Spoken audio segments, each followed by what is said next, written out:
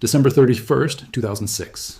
The British Treasury made a payment of $83 million to the United States government. This was the final installment on a debt that began in 1946, 61 years after victory in World War II. 3 generations of British taxpayers had paid America for the privilege of surviving Hitler. But here's what they don't teach you in history class. That debt wasn't for winning the war. It was the price America charged Britain for the right to stay in the fight. And the interest payments were just the visible part of the extraction. Between 1940 and 1945, the United States executed the largest peaceful transfer of wealth in human history. Britain entered World War II as the world's largest creditor nation, controlling a quarter of the Earth's surface. Britain exited World War II bankrupt, stripped of its gold, its investments liquidated, its bases leased for 99 years, and $31 billion in debt. That's $486 billion in today's money. But the real cost was the empire itself. This wasn't charity. This was an alliance. This was the greatest asset-stripping operation ever conducted, disguised as aid. And it was executed with mathematical precision by the U.S. Treasury while Britain was fighting for survival against Nazi Germany. By the end of this video, you'll understand exactly how Lend-Lease actually worked, what Britain was forced to sell, who profited from the liquidation, why America cut off aid just 7 days after Japan surrendered, and how the 1946 loan destroyed what remained of British economic power, and, most importantly, how the same playbook used on Britain in 1941 is being used on American allies right now in 2025. On December 8, 1940, Winston Churchill wrote the most important letter of his political career. It was addressed to Franklin Roosevelt, and it began by describing Britain's strategic situation. German U-boats were sinking merchant ships in the Atlantic. The Luftwaffe was bombing British cities nightly. The British Army needed equipment, ammunition, aircraft, tanks, everything. Then Churchill delivered the devastating admission: Britain was broke. Not struggling financially, not facing difficulties, completely and utterly bankrupt. The British Treasury could no longer pay cash for American supplies. In just 7 months of war, Britain had spent everything. This letter is taught in schools as a desperate plea between allies. It's presented as the moment Churchill asked for help against Hitler. But read the letter carefully. Churchill isn't asking for help. He's negotiating the terms of Britain's liquidation. Before the war began, in September 1939, Britain was the wealthiest nation on Earth. The British Empire controlled 35.5 million square kilometers, 24% of the world's land surface. British citizens owned $22 billion in overseas investments, equivalent to $450 billion today. British companies owned railroads in Argentina, copper mines in Chile, rubber plantations in Malaya, oil fields in Persia. The City of London was the financial center of the world. The pound sterling was the global reserve currency. Britain held $6 billion in gold reserves, more than any nation except the United States. In 7 months of war, all of that was gone. How? Because America demanded it. When war was declared in September 1939, the United States was officially neutral. The American public was isolationist. Congress had passed the Neutrality Act specifically to keep America out of European wars. But these acts contained a clause that would destroy Britain financially, cash and carry. The law stated that belligerent nations could buy American weapons and supplies, but they had to pay cash up front and transport the goods on their own ships. No loans, no credit. Gold on the barrelhead before anything left the dock. Britain had no choice. The empire needed American steel, oil, aircraft, weapons. The factories of Detroit and Pittsburgh were the only source, so Britain paid. In Operation Fish, launched in June 1940, Britain loaded its entire gold reserves onto battleships and ocean liners and shipped them across the U-boat-infested Atlantic to vaults in Canada and the United States. It was the largest movement of physical wealth in history, $7 billion in gold bars and securities. Britain's entire national treasure sent into exile to pay American bills. By November 1940, the gold was gone. Britain was still ordering supplies, signing contracts for aircraft and tanks. But the Treasury in London told the British Purchasing Commission in Washington, there are no dollars left to pay. Britain was 7 months into a war that would last 6 years. The money had already run out. This is where the mythology of Lend-Lease begins. Roosevelt, the story goes, wanted to help Britain but faced domestic political opposition. So he created Lend-Lease, a program where America would lend equipment to Britain and Britain would return it after the war. Roosevelt explained it with a folksy analogy. If your neighbor's house is on fire, you don't charge him for the garden hose. You lend him the hose, and he returns it when the fire's out. It was a beautiful story. It was also complete fiction. The reality of Lend-Lease was negotiated behind closed doors between the U.S. Treasury and desperate British officials. The American leading those negotiations was Henry Morgenthau Jr., Treasury Secretary and Roosevelt's closest advisor. Morgenthau was not interested in garden hoses. He was interested in stripping Britain of every asset it possessed before providing $1 of aid. In December 1940, before Lend-Lease was even approved by Congress, Morgenthau demanded a complete audit of the British Empire. He wanted a list of every asset owned by the British government and every asset owned by private British citizens anywhere in the world. Think about what this means. Britain was fighting for survival against Nazi Germany. London was being bombed nightly, and America's condition for aid was that Britain open its financial records to a foreign power and prove it was completely destitute. The British negotiators, led by Sir Frederick Phillips, were stunned. Phillips argued that Britain had already sold its gold. He explained that forcing the sale of long-term investments during a war would be a fire sale. Britain would get pennies on the dollar. He warned that stripping Britain of its overseas income would leave the country destitute after the war. Morgenthau was unmoved. His position was simple. If Britain still has assets in America, why should American taxpayers subsidize the war? Liquidate everything first, then we'll talk about aid. Congress was debating Lend-Lease through January and February 1941.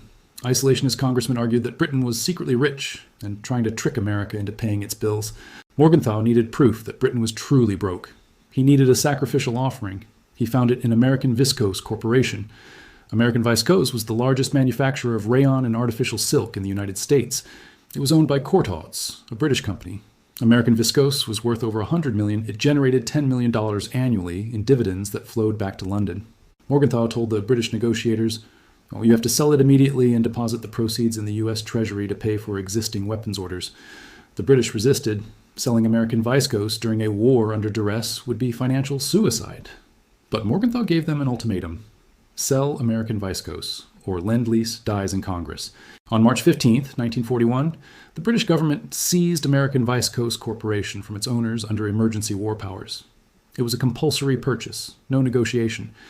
The sale was handled by American investment bankers who knew Britain had to sell.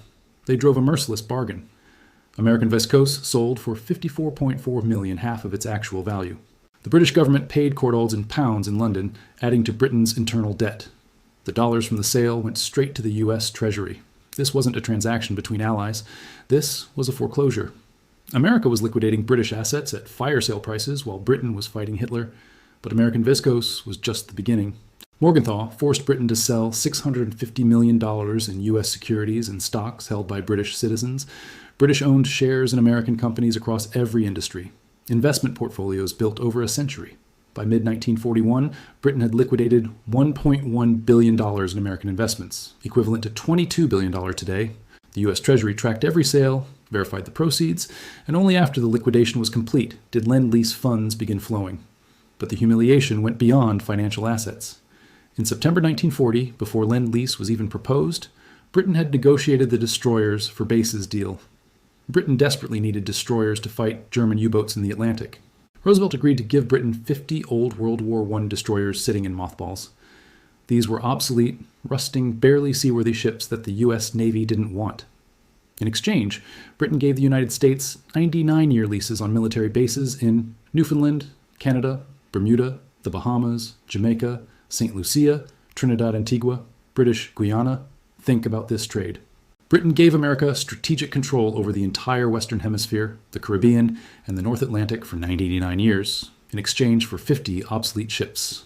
These bases allowed the United States to project military power across the Atlantic. They became the foundation of American hemispheric dominance, and Britain gave them away for ships that barely functioned.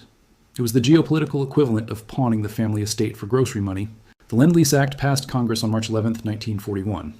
It authorized $7 billion initially, eventually growing to $50 billion for all Allied nations. For Britain specifically, $31 billion in aid over 4 years. The propaganda called it the arsenal of democracy. Roosevelt said America would be the great supplier of weapons to defeat tyranny. And Lend-Lease did keep Britain in the war. Without American supplies, Britain would have been starved into submission. But Lend-Lease was not a gift. It was a lease. The name itself reveals the truth.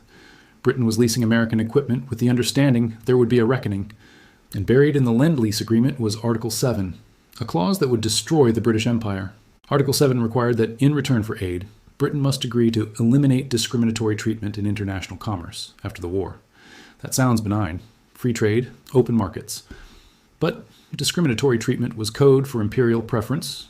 Imperial Preference was the economic wall that held the British Empire together. It was a system of tariffs where British goods were cheaper in empire markets than foreign goods. Canada, Australia, India, South Africa all bought British products because British products had preferential rates. The system protected British industry from American competition. American cars were better. American machinery was more efficient. But in empire markets, British goods were cheaper because of tariffs. Article 7 required Britain to dismantle imperial preference. After the war, Britain had to tear down its own economic walls and let American companies compete freely in empire markets. The British negotiators understood what this meant. It was the death warrant of the empire as an economic unit. But German bombers were overhead. The U-boats were in the Atlantic. Britain signed. As the war continued through 1942, 1943, and 1944, the wealth transfer accelerated. American industry boomed. U.S. GDP grew 75% during the war years. American factories produced weapons for the war and consumer goods for global markets. Britain, meanwhile, converted every factory to war production. Britain stopped exporting. British companies abandoned markets in Latin America, Asia, and Africa. And who filled those markets? American companies.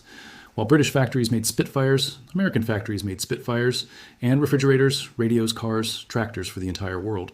The United States was fighting the war while simultaneously capturing Britain's commercial future. By 1944, the transfer was complete. Global gold reserves had moved from London to Fort Knox. The financial center of gravity had shifted permanently across the Atlantic. But Britain believed the sacrifice would be honored.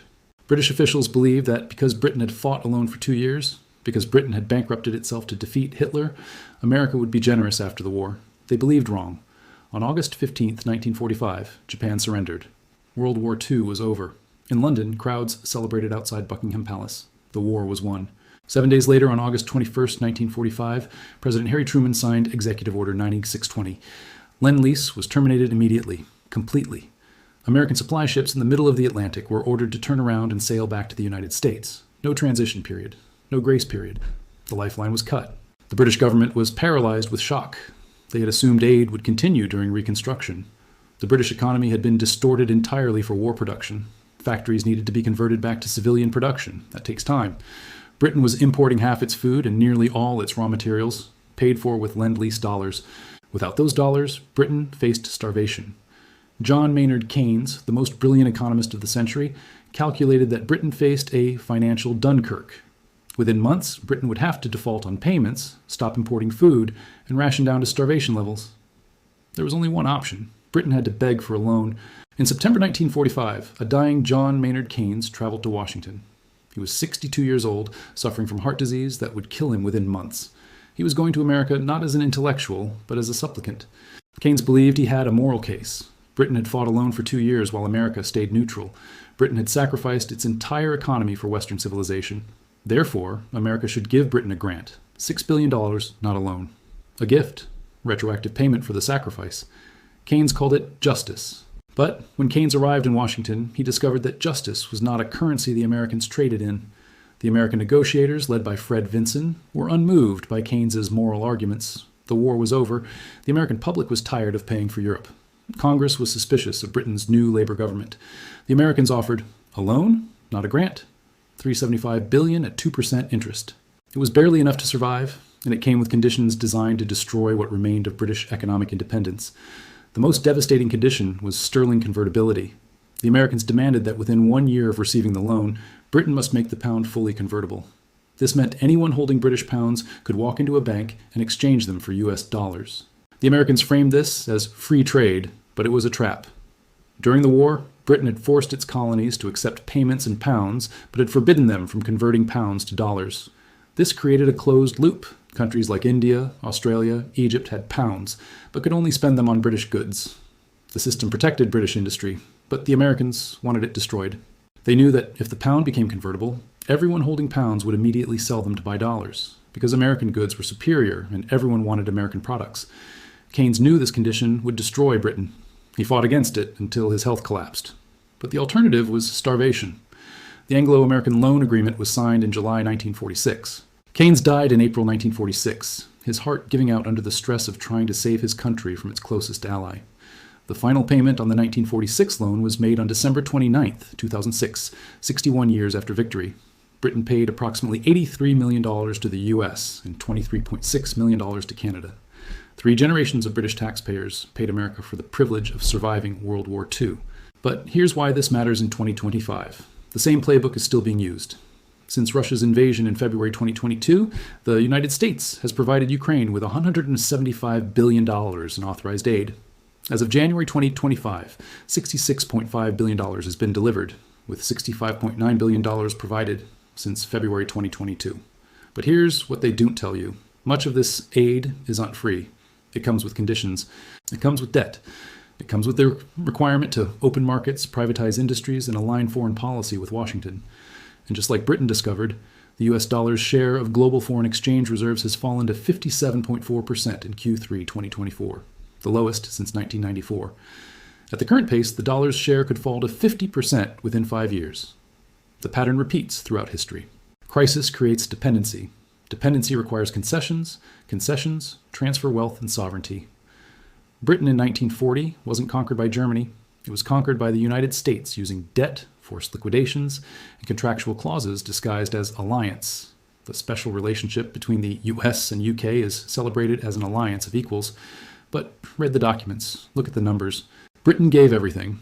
America took everything. Understanding this isn't about hating America or revising history. It's about seeing how power actually works in the modern world.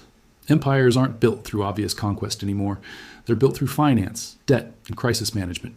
When your ally is desperate, when the bombs are falling, when starvation is imminent, that's when you extract concessions.